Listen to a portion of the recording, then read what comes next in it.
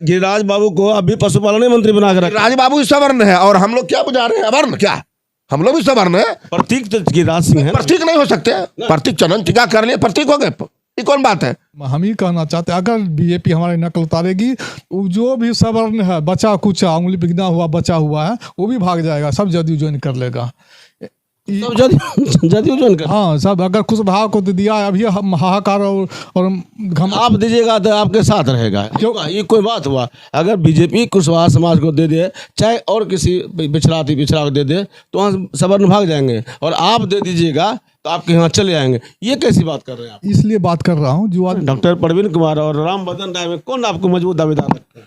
2024 का जो लोकसभा चुनाव होने वाला है, उसमें अभी 1 साल से ऊपर का समय बाकी है, लेकिन सियासी भूचाल जो है अब उठना शुरू हो चुका है। इसका असर बिहार में तो है ही, बेगूसराय में कहीं ज़्यादा है। ज़्यादा इसलिए है कि भाजपा ने प्रयोग किया है और यहाँ पहली बार पिछड़े समाज के राजीव वर्मा को जिलाध्यक्ष बनाया है। राजीव वर्मा कुशवाहा समाज से आते हैं। उसके बाद तो प्रदेश अध्यक्ष भी कुशवाहा समाज का ही बना दिया गया है, सम्राट चौधरी को। यहाँ जदयू के 2 नेता हैं, अशोक कुमार सिंह भासो और पंकज कुमार सिंह, दोनों सवर्ण समाज के हैं। जो चर्चा है कि जदयू भी किसी पिछड़े या अति पिछड़े पर ही 2024 में दांव लगा सकती है। भूमिहार समाज का क्या रिएक्शन होगा इसको लेकर, इन तमाम मुद्दों पर हम इन दोनों से बात करते हैं। सबसे पहले हम अशोक जी से बात करते हैं। अशोक जी, कैसा रहेगा रिएक्शन अगर ऐसा होता है तो? मुझे तो कहीं दूर दूर तक नहीं लगता है रिएक्शन होगा, क्योंकि मैं जिस समाज से आता हूँ, मैं जिस समाज के साथ रहता हूँ, वो समाज के लोगों में भी कभी दरवाजे बैठता हूँ, चर्चा होती है। अच्छे लोगों आना चाहिए, कोई वर्ग का हो। जदयू में कोई जात की नहीं है, जमात की पार्टी है, कोई जात की पार्टी नहीं है। लोग विरोधी दल इसको हवा देते हैं, ये जात की पार्टी है, ये नीतीश जी का पार्टी है, ये फलना की पार्टी है। जी नहीं, हर जात से मैं ताल्लुकात रखता हूँ।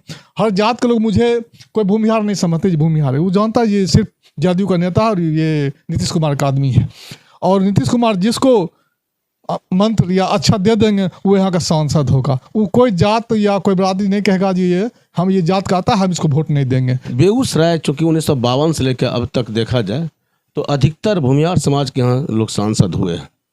ऐसे में क्या लगता है इस बार बीजेपी प्रयोग कर सकती है? आप भी प्रयोग कर सकते हैं। आपके यहाँ से 2009 में मोनाजिर हसन यहाँ से सांसद हुए हैं, तो क्या लगता है इस बार बीजेपी भी प्रयोग कर सकती है? ऐसे में तो भूमिहार समाज को ही नुकसान है। हम ही कहना चाहते हैं, अगर बीजेपी हमारी नकल उतारेगी, जो भी सवर्ण है, बचा कुचा, उंगली पे गिना हुआ बचा हुआ है, वो भी भाग जाएगा, सब जदयू ज्वाइन कर लेगा। सब जदयू ज्वाइन कर। हाँ, सब अगर कुशवाहा को तो दिया है, अभी हम हाहाकार और घम आप दीजिएगा तो आपके साथ रहेगा। क्यों? ये कोई बात हुआ? अगर बीजेपी कुशवाहा समाज को दे दे, चाहे और किसी पिछड़ा को दे दे, तो वहाँ सवर्ण भाग जाएंगे, और आप दे दीजिएगा तो आपके यहाँ चले आएंगे। ये कैसी बात कर रहे हैं आप? इसलिए बात कर रहा हूँ, जो आदमी सिगरेट पीता है कंटिन्यू, और उसको सिगरेट पीना छोड़ दे, उसको सर दर्द होने लगता है, तो वो लोग भूमिहार और जात पात की राजनीतिक, धर्म की राजनीतिक शुरू से सिखाया गया है, उसको यही अल्टीमेट दिया गया, ये करोगे तो हमारा सीट बनेगा। और माननीय मुख्यमंत्री जी का देन है, जिस ये लोकसभा के जो आदरणीय गिरिराज बाबू सांसद बने हैं, कि वो भाजपा के बल पर नहीं बने हैं, वो बल की नीतीश कुमार के बल पर बने हैं। हम लोग बल पर सांसद बने हैं, और अपार बहुमत विजय बना को हम सांसद भेजने, लोकसभा भेजने का काम किया था। इस बार कहाँ है? बेगूसराय में 2024 में क्या लगता है संभावना? कांग्रेस जदयू किसी सवर्ण को सीट देने जा रही है या पिछड़ा अति पिछड़ा बदलाव लगाएगी? देखिए, ये जो है ऊपर नेता के ऊपर बात। आपको क्या लगता है? देखिए, हमको होना क्या चाहिए? होना क्या चाहिए, नीतीश कुमार जो चाहे वही होना चाहिए। आप क्या लगा, आपको एक राजनीतिक समीकरण के तहत आपको क्या लगना है? हमको डॉक्टर प्रवीण जी टिकट दे दे, पंकज भाई टिकट दे दे, या जिसको टिकट दे दे। कौन कौन है दावेदार अभी? दावेदार तो देखिए, अभी चर्चा मार है डॉक्टर प्रवीण जी। राम बदन राय भी जोर लगे। देखिए, रामानंद बाबू हैं, रामानंद राय जी हैं, अच्छे नेता में से हैं, और परिपक्व नेता हैं, पुराने नेता हमारे साथी हैं, और उनको भी टिकट हमको नहीं लगता, क्योंकि वो एक बार एमएलसी रह चुके हैं, पार्टी के नेता भी रह चुके हैं, और वो अब मतलब पार्टी के और भी जगह है, और भी आदरणीय नीतीश कुमार के नज़र में है वो कहीं उनको दिया जाएगा, मगर लोकसभा की सीट उनसे उनको नहीं लड़ाया जाएगा, जो हमको अनुमान आपका? अनुमान हमारा है। तो चलिए, ये अनुमान है अशोक जी का। और हम अब पंकज सिंह से बात करते हैं। पुराने नेता हैं, जदयू के चर्चित फेस हैं।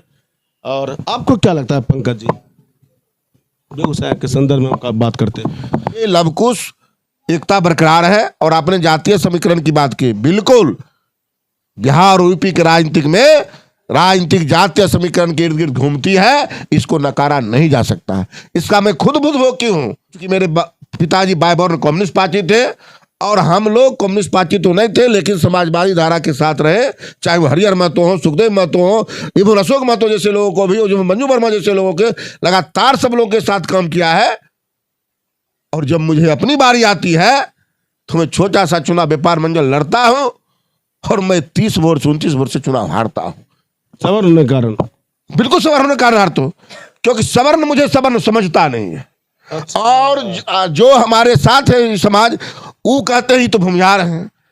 और भूमिहार कहता है कि भूमिहार साथ रहा कभी, सबसे रहा इस समाज के वंचित दलित पिछड़ा के साथ में। इसलिए इस भारी समस्या है, भारी समस्या है। और रमजीवन बाबू एक दिन कहा कि अब तुम्हारा तो हालत जो फुटबॉल वाला केरले से मारते हुए तुम्हें से दशा है। फिर भी 32 साल से इस राजनीति में बने हुए। अच्छा, एक बात बताइए, 24 चलिए हम ये कर रहे हैं, बेगूसराय में क्या होगा? 24 की राजनीतिक साप है, जदयू महागठबंधन है।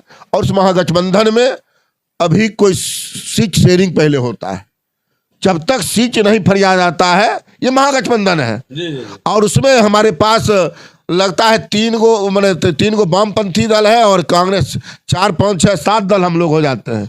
उसमें जब तक मुझे सीट नहीं मिलेगा, सीट मेरा होगा और सीट मेरा होगा जी, तो फिर कौन गोट्टी खेलेंगे? नीतीश कुमार, क्योंकि गोट्टी खेलते हैं नीतीश कुमार। बाकी जितने भी राष्ट्रीय अध्यक्ष सभी फॉलोवर है, वो जो कहेगा वही होंगे।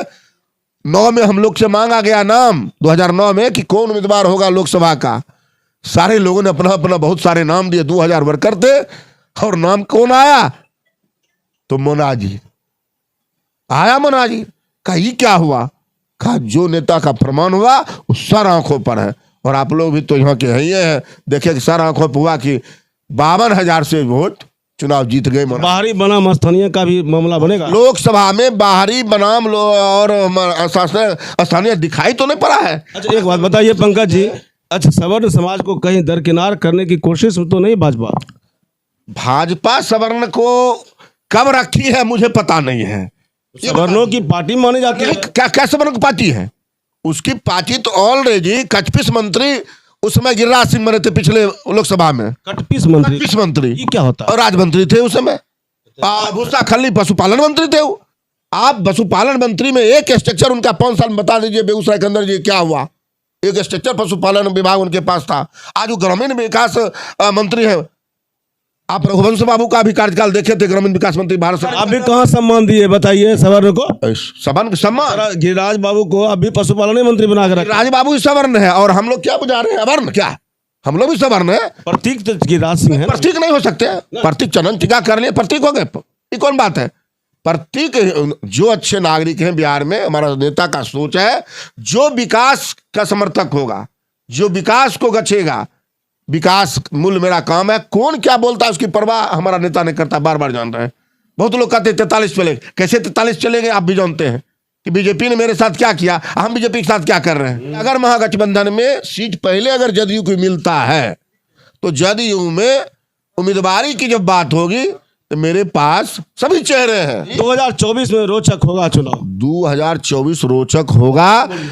2024 रोचक तब होगा विजय बाबू जब जदयू लड़ेगा, तब रोचक होगा। जदयू में कौन लड़ेगा तो और ज्यादा रोचक होगा? जदयू में कौन लड़ेगा तब रोचक होगा, उन नेता तय करेगा। मेरी औकात नहीं है कौन तय करेगा।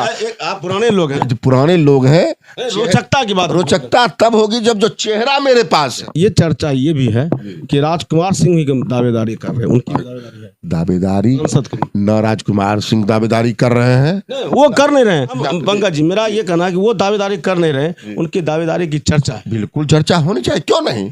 चर्चा क्यों न होगी? चर्चा डॉक्टर साहब की भी हो रही है, चर्चा राजकुमार जी की भी हो रही है। 2 चेहरा तो नवोदित देखिए जा रहे हैं। डॉक्टर प्रवीण कुमार और राम बदन राय में कौन आपको मजबूत दावेदार लगता है? कि किसी भी सूरत में ये परवीन डॉक्टर के सामने राम बदन राय जी का कोई बिसात नहीं है, बिसाते नहीं। बिसात नहीं है। जितना करना है अति पिछड़ा भूमिहार अग्रा पिछड़ा करिए, समाज सबको देख रहा है। और आप कितना पिछड़ा अति पिछड़ा है वो बता रहा है बरसाई का शीश महल और आसियाना मोर बता रहा है। इसमें कहीं कोई देखिए, पहली बार कोई अति पिछड़ा समाज का बेटा दावेदारी कर रहा है। ऐसे में जो जदयू के वरिष्ठ नेता हैं उनका साफ कहना है कि उनकी कोई बिसात भी नहीं है जदयू में। रंजीत डोन भी अति पिछड़ा आए थे ना, समझ गए? क्या करना चाहते हैं? और इस तरह से जो चीजें बन रही है बेगूसराय में लोकसभा चुनाव को लेकर जो समीकरण बनता हुआ दिख रहा है वो वाकई में काफी रोचक होगा। और आने वाला जो समय है वो बताएगा कि ऊंट किस करवट बैठने वाला है। खबर पोस्ट के लिए विजय कुमार।